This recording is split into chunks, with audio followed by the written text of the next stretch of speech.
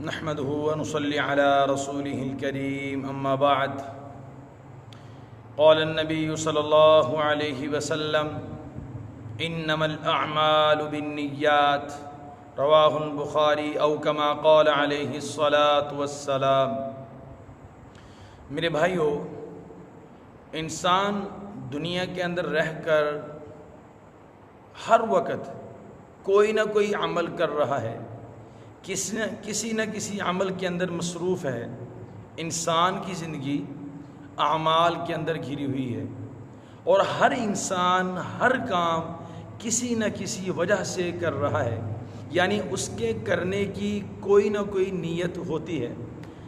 جو انسان بھی کوئی عمل کر رہا ہے، اس عمل کرنے میں اس کی کچھ نہ کچھ نیت ہے۔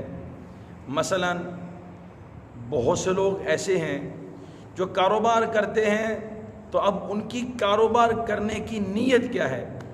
اب وہ کاروبار اس نیت سے کر رہے ہیں کہ ان کے پاس پیسہ آئے گا اور پیسے سے وہ اپنے مسئلے حل کریں گے، اور وہ دنیا کو واہ واہ دکھائیں گے اور اپنی ٹھاٹ باٹ دکھائیں گے اور اپنا بڑا پن دکھائیں گے، یعنی وہ ذرا لٹھا پہن کے پھریں گے۔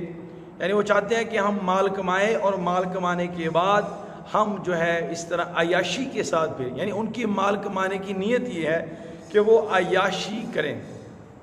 اسی طریقے سے اب بہت سے لوگ کھانا کھاتے ہیں، تو کھانا کھانے میں ان کی نیت کیا ہے؟ کھانا کھانے میں ان کی نیت صرف یہ ہے کہ یہ ہمارے جسم کو طاقت دے۔ اور میرے دوستو، ہر عمل کی کوئی نہ کوئی نیت ہے۔ اگر ہماری نیت بھی دین اسلام کے مطابق ہو جائے تو یہ بھی ہمارے لیے عبادت ہو جائے گی۔ اور حدیث پاک میں جو میں نے آپ حضرات کے سامنے تلاوت کی، اللہ کے نبی فرماتے انما الاعمال بالنیات، اعمال کا دار و مدار نیت پر ہے۔ یعنی ہم جو عمل بھی کر رہے ہیں، اس عمل کے اندر ہماری نیت کا اعتبار ہے۔ آپ کی نیت پر فیصلہ ہے۔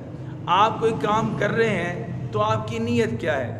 اور میرے دوستو، ہم نے جتنے بھی دین اسلام کے بتائے ہوئے احکامات ہیں، ان کے اندر بھی نیت کا اعتبار ہے۔ اگر آپ اس کے اندر بھی نیت درست نہیں کرتے تو آپ کا عمل قبول نہیں ہے۔ مثال کے طور پہ آپ نماز پڑھتے ہیں، تو نماز آپ اللہ تعالیٰ کی رضا کے لیے نہیں پڑھتے، بلکہ آپ اس لیے نماز پڑھتے ہیں کہ لوگ مجھے نمازی کہیں، تو اس نیت کے صحیح نہ ہونے کی وجہ سے یہ عمل بھی قبول نہیں ہوگا۔ تو اسی طریقے سے جتنے بھی اعمال ہیں، ان کے اندر نیت کا صحیح ہونا انتہائی ضروری ہے۔ تو اللہ کے نبی صلی اللہ علیہ وسلم کی تعلیمات کے مطابق انما الاعمال بالنیات، کہ اعمال کا دار و مدار نیت پر ہے۔ ہم نے یہ سوچنا ہے کہ ہم عمل کرنے سے پہلے یہ اچھی طرح جانچ لیں اور دیکھیں کہ ہم یہ کام کس کے لیے کر رہے ہیں۔ کیا لوگوں کو دکھانے کے لیے کر رہے ہیں، یا اللہ تعالیٰ کو راضی کرنے کے لیے کر رہے ہیں؟ میرا اللہ مجھ سے راضی ہو جائے اس لیے یہ میں کام کر رہا ہوں، یا میں اس لیے کام کر رہا ہوں کہ لوگ مجھ سے راضی ہو جائیں؟ آپ کی نیت کا اعتبار ہے، اسی پر فیصلہ ہوگا۔ تو ہم نے ہر وقت میں اپنی نیت کو درست رکھنا ہے، ہر کام میں نیت کو درست رکھنا ہے۔